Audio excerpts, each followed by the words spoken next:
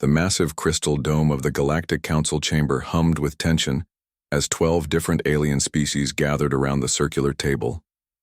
The air recyclers worked overtime, mixing oxygen for the humans, methane for the Vorthak, and hydrogen for the crystalline Zentarans. It was supposed to be a routine monthly meeting, but everyone knew this session would be different. Commander Jin sat in the human observation section, his uniform crisp and his expression calm. He had been Earth's military representative for 3 years now, and he had never seen the aliens look so worried. Their translators buzzed and clicked as heated conversations filled the chamber in dozens of languages. Representative Vorthak slammed his scaled fist on the table, making the smaller delegates jump. His snake-like head turned toward the human section as he spoke. "We cannot ignore this any longer. The human colonies are spreading too fast. They survive in places where our people die within hours." Dr. Yuna Kim, sitting next to Jin, leaned forward in her chair. As Earth's chief scientist, she had access to all the colony reports. She knew what Vorthak meant, but she had never thought it was a problem. Humans had always been good at surviving in tough places. The Zentaran delegate, whose crystal body sparkled under the chamber lights, spoke in a voice like wind chimes. "The mining station at Kepler 442b should be impossible. The radiation levels there would kill any of our workers in minutes. Yet human families live there. Children play in that poisoned dust." Jin frowned. He remembered visiting that mining station last year. The miners had seemed healthy and happy. Their children ran around laughing, just like kids everywhere. He had not thought about the radiation levels. To him, it was just another human colony doing what humans did best, making a home wherever they landed. Dr. Zelenth rose from her seat, her tentacles writhing as she moved. She was the council's top scientist, and when she spoke, everyone listened. "I have been studying human biology for 50 years, she said, her voice carrying across the chamber. "There are things about your species that make no sense." "What do you mean?" Jin asked, standing up slowly. The chamber fell quiet as all eyes turned to him. Zelenth's large black eyes fixed on Jin. "Your people adapt too quickly. Evolution should take millions of years, but humans change within generations. Sometimes within years, sometimes within months." Dr. Kim stood beside Jin. "That's just human nature," she said. "We've always been adaptable." "No," Zelenth replied, shaking her head. "This is something else, something hidden. Your ancestors concealed something from us during first contact 200 years ago." A chill ran down Jin's spine. He thought about his great-great-grandfather's stories about the early days after Earth joined the Galactic Federation. The old man had always said there were things better left unsaid about the old world. The hegemony representative, a massive creature that looked like a walking mountain, spoke in a voice like grinding rocks. "Our analysis shows human expansion follows no known pattern. You settle worlds that should kill you. You thrive in conditions that destroy our equipment." Jin looked around the chamber at the worried faces of species that had ruled the galaxy for thousands of years. These were civilizations with technology that seemed like magic to humans just 2 centuries ago. They had mastered space travel, energy manipulation, and genetic engineering long before humans discovered fire. Yet they were afraid. "What exactly are you suggesting?" Jin asked. Vorthak's yellow eyes narrowed. "We believe your species possesses a biological advantage that was deliberately hidden from the galactic community. Something that gives you power beyond what you have revealed." Dr. Kim stepped forward. "If you have concerns about human colonies, we're happy to discuss them. We've always followed Federation regulations." "Regulations written for normal species," the Zentaran chimed. "Species that cannot survive in hard vacuum, or swim in liquid methane, or breathe plasma clouds." "Humans can't do those things either," Jin protested. "Can't they?" Zelenth asked quietly. "The workers at the Vega 7 station were exposed to hard vacuum for 17 minutes when their habitat dome cracked. They should have died instantly. Instead, they held their breath and fixed the breach. Medical scans afterward showed temporary changes to their lung capacity and blood chemistry." Jin felt his mouth go dry. He remembered that incident. The official report had called it exceptional human determination and luck. No one had mentioned biological changes. Dr. Zealanth continued. The colonists on Titan Beta were caught outside during a methane storm. Methane is toxic to human biology, yet they not only survived but showed no signs of poisoning. Their children, born after the storm, can now breathe trace amounts of methane without harm. The chamber buzzed with nervous energy as the implications sank in. Jin realized that things he had always thought of as typical human stubbornness might be something much more significant. The council leader, an ancient being whose species had ruled for 10,000 years, finally spoke. We are authorizing a full investigation into human biology. Dr. Zealanth will lead a research team to study human colonies across 3 sectors. Jin felt the weight of history pressing down on him. For 2 centuries, humans had lived peacefully, alongside the other species of the galaxy.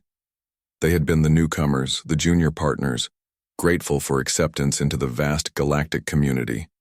Now, for the first time, they were being seen as a threat. What if we refuse? Jin asked. The silence that followed was colder than deep space. 3 months had passed since the emergency council meeting, and Dr. Zealanth's research ship floated silently above the human colony of New Busan. The sleek alien vessel stayed hidden behind the planet's largest moon. Its advanced sensors pointed at the mining settlement below. Through her observation equipment, Zealanth watched something that made her tentacles curl with worry.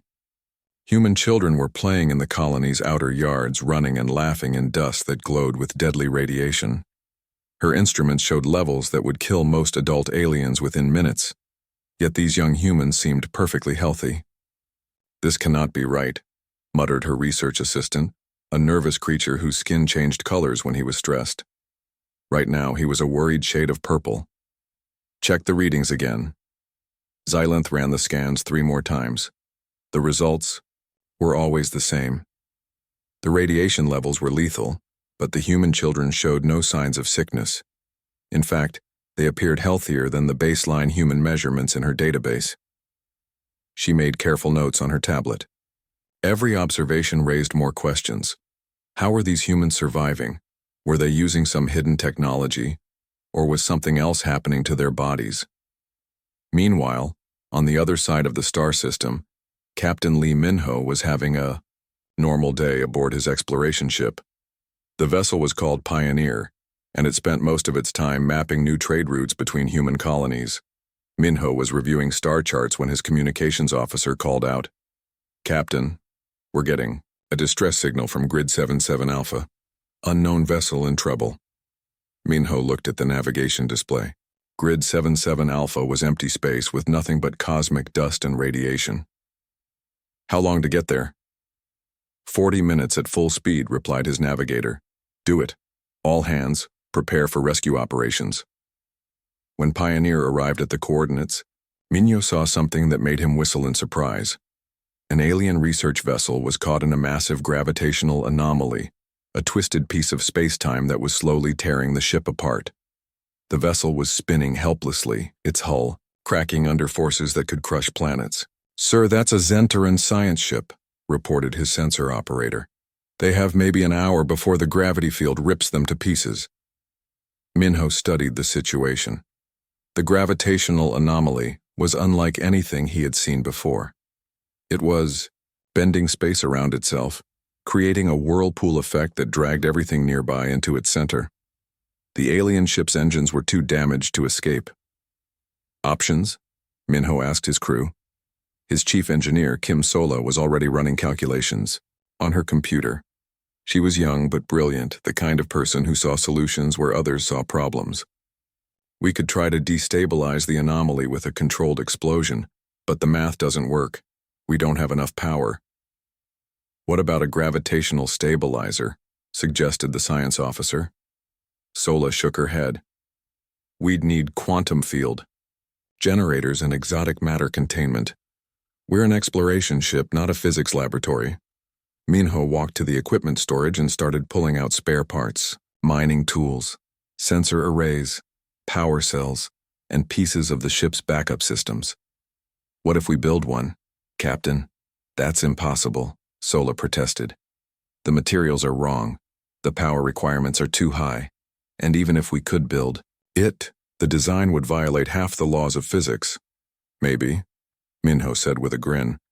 But those people are going to die if we don't try. Start building.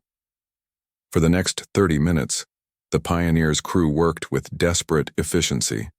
They connected mining lasers to sensor arrays, jury-rigged power cells to create a makeshift quantum field generator, and used the ship's garbage recycler as an exotic matter container. According to every textbook in the galaxy, the device they built should not work.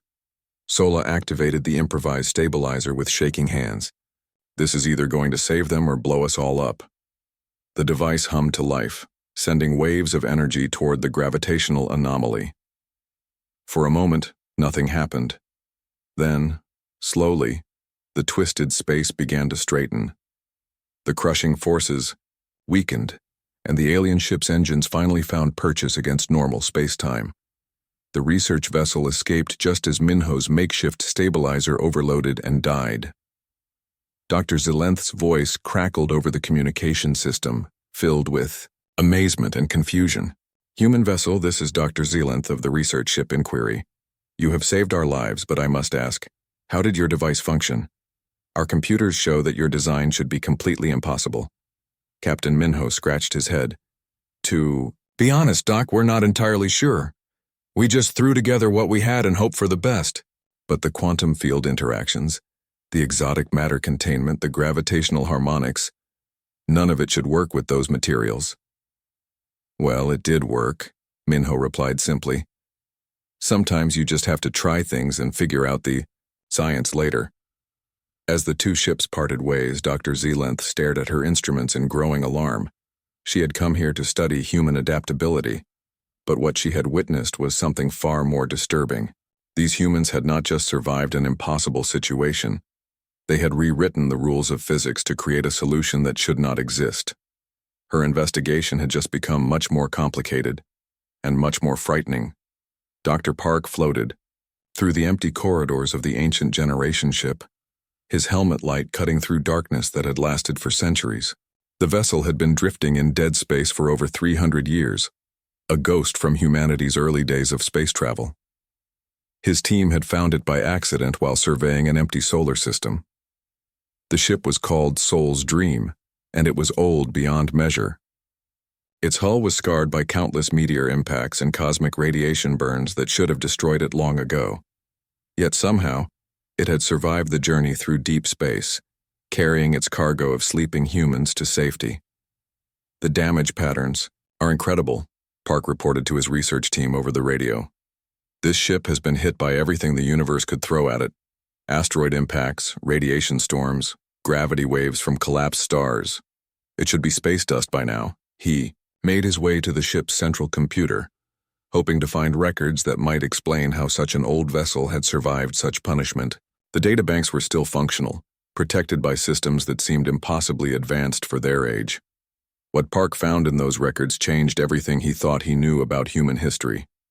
"Command, you need to hear this," he said, his voice shaking with excitement. "The ship's logs go back to Earth's final days, and the story they tell is nothing like what we learned in school." Back on the research station orbiting Kepler 442b, Dr. Zilenth was conducting her own investigations. She had been studying the human mining colony for weeks, trying to understand how families could live and work in such deadly conditions. The radiation levels on the planet's surface were high enough to kill most life forms within hours. Today, something unusual was happening. The system's star was experiencing solar flares of unprecedented intensity. The radiation storm heading toward the planet would overwhelm even the colony's advanced shielding. Zilenth expected to witness humanity's first major disaster in this sector. She watched through her instruments as the wave of deadly energy struck the mining station. The colony's shields flickered and failed within minutes. Emergency alarms should have been sounding. Evacuation ships should have been launching. Instead, the humans continued their normal daily activities as if nothing had happened. "This is impossible," Zilenth whispered to her assistant. "The radiation levels are now 50 times higher than baseline. Nothing should be able to survive on that surface. But the humans were not just surviving. They were thriving. Over the following days, Zillenth documented changes that defied every law of biology she knew. The human colonists' skin began to develop a natural resistance to radiation. Their cellular structure adapted in real time, creating new proteins that absorbed and processed the deadly energy. Within a week, they were working outside without any protection at all. Most shocking of all, the children born after the radiation storm showed permanent changes. They were naturally immune to radiation levels that would be lethal to their own parents. Meanwhile, Dr. Park's discoveries aboard the Soul's Dream were painting a picture of Earth's history that no human had ever imagined. The ancient ship's records revealed the truth about humanity's home world, and it was a story of survival against impossible odds. Earth wasn't destroyed by one disaster, Park explained in his report to the research team. It was hit by everything. The universe could throw at a planet over and over again for millions of years.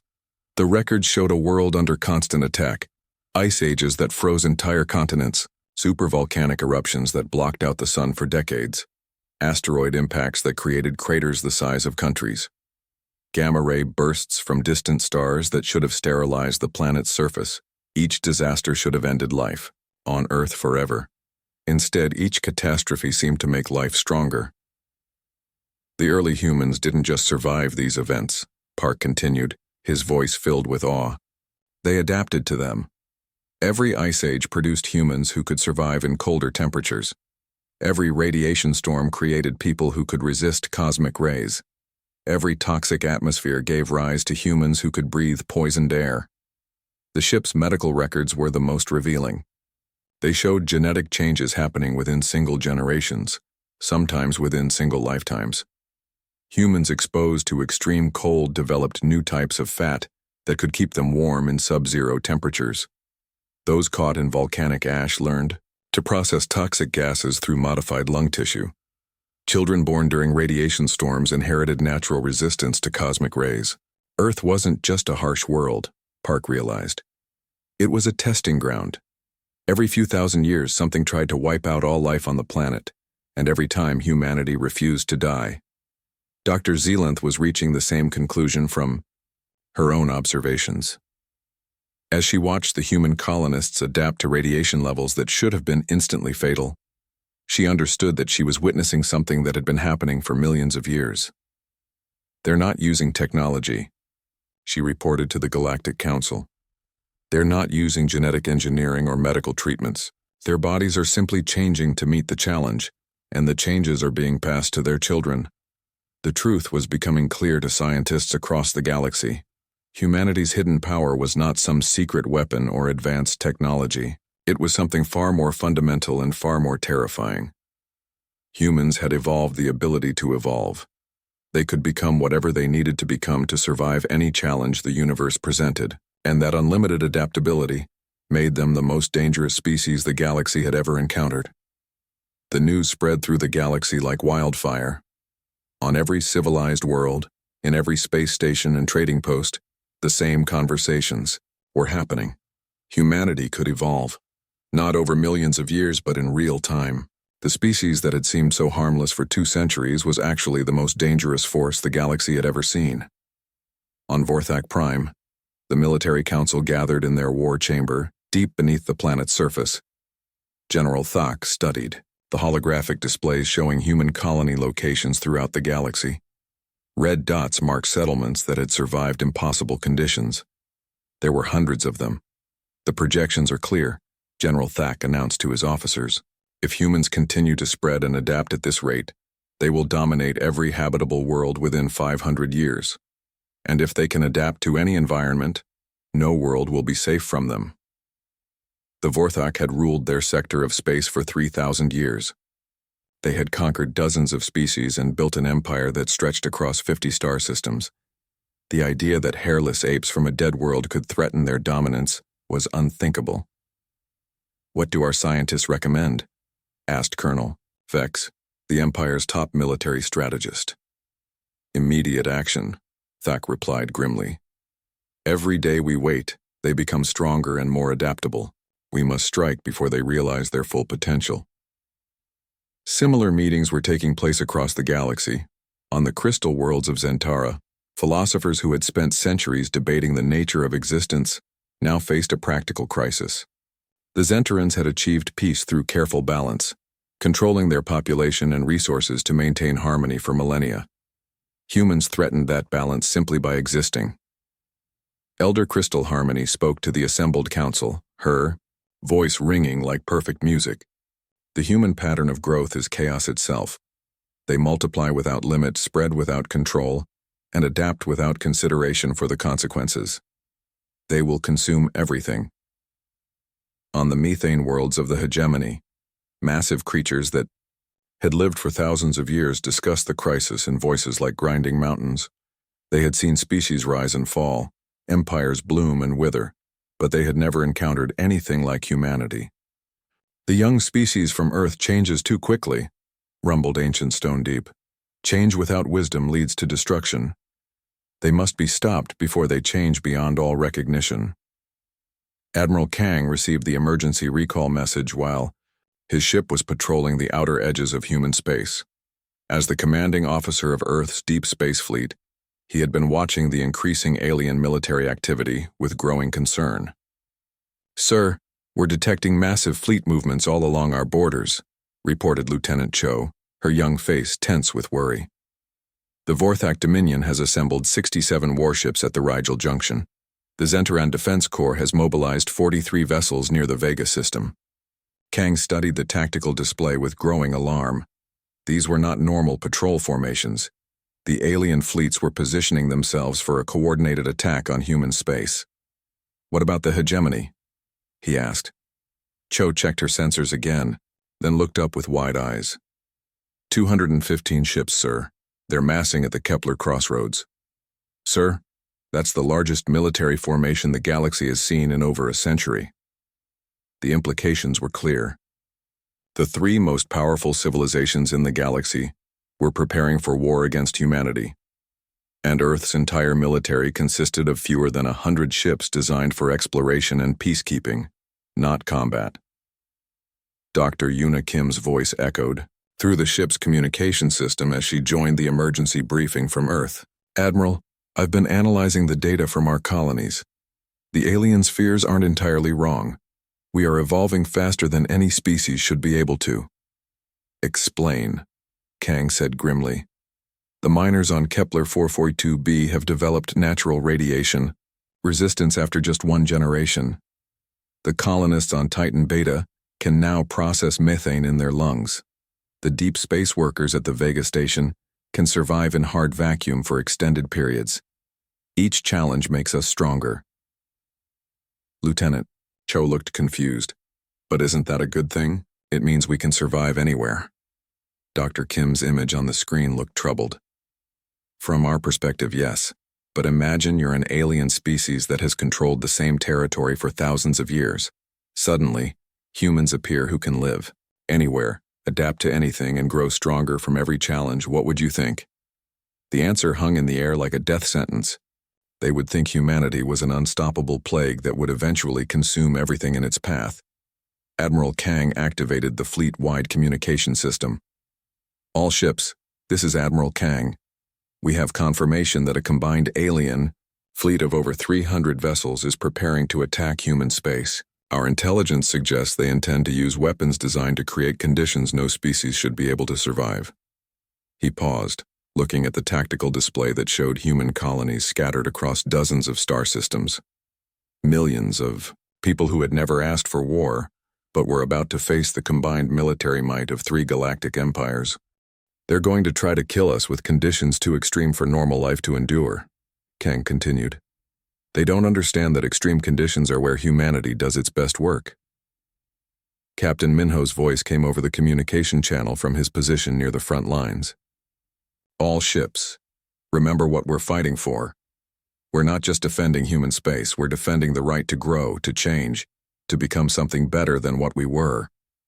The first alien ships crossed into human territory at 800 Universal Time.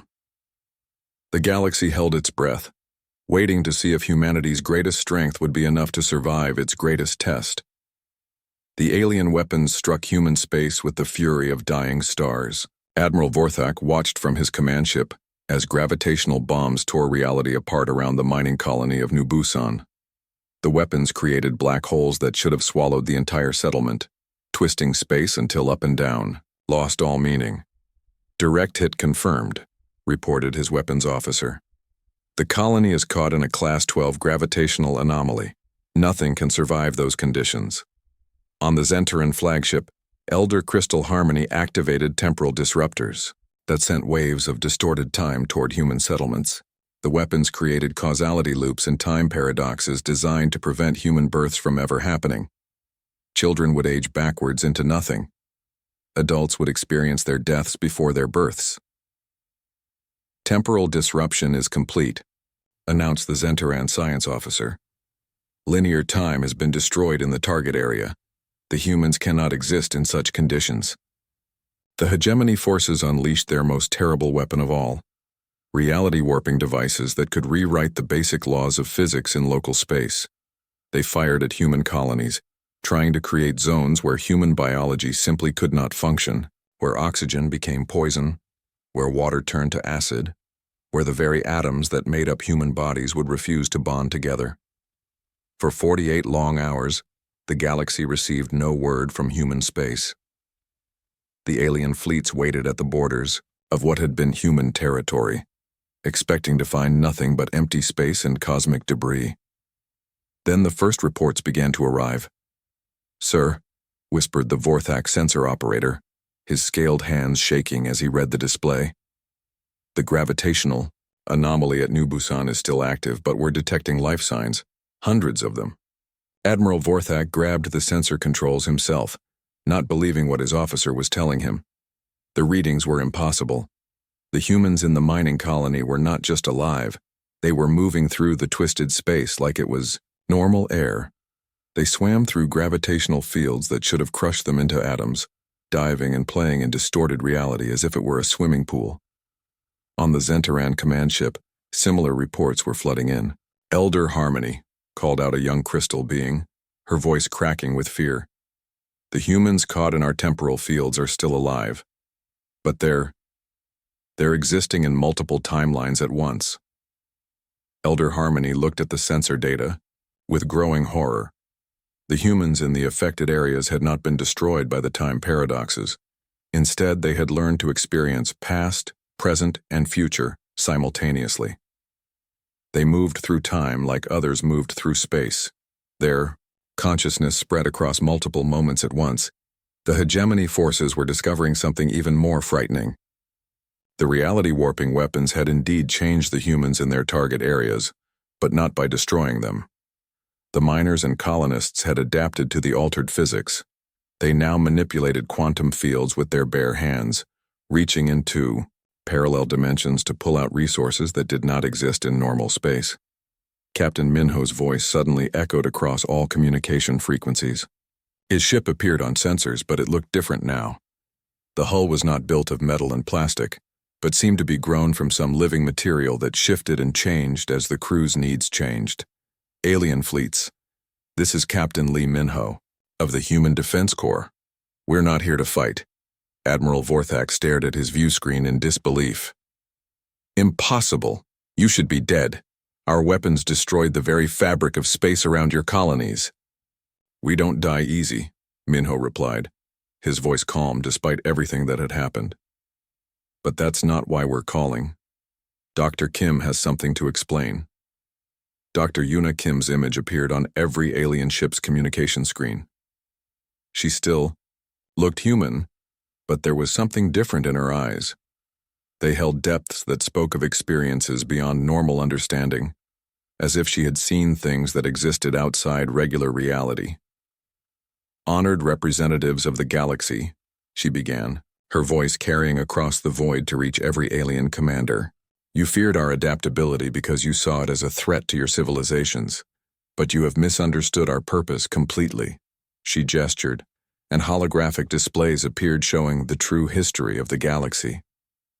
Ancient civilizations that had grown comfortable and stopped changing. Species that had achieved perfection and then died when the universe presented new challenges. Empire after empire that had fallen because they could not adapt to changing conditions. Your weapons were designed to create impossible conditions for life, Kim continued. But Earth spent millions of years teaching us that impossible conditions are just another word for opportunity. You tried to destroy us with challenges, but challenges are what made us strong. The holographic displays now showed human colonies thriving in the aftermath of the alien attack. Children playing in twisted gravity fields, learning to swim through space-time itself. Workers who had been caught in temporal loops using their new abilities to prevent accidents before they happened. Miners reaching into other dimensions to extract materials that could solve the galaxy's resource problems. We offer partnership, Minho said, his ship's living hull rippling as it adapted to the cosmic radiation around it. Not to make you like us, but to help you remember how to grow, how to adapt, how to become more than what you are now. The alien fleets hesitated. Around them, space itself seemed to be waiting for their answer. For the first time in thousands of years, the galaxy's oldest civilizations faced a choice between fear and growth. Admiral Vorthak was the first to power down his weapons. What exactly are you offering us? Evolution, Minho said simply. The chance to become something greater than fear itself.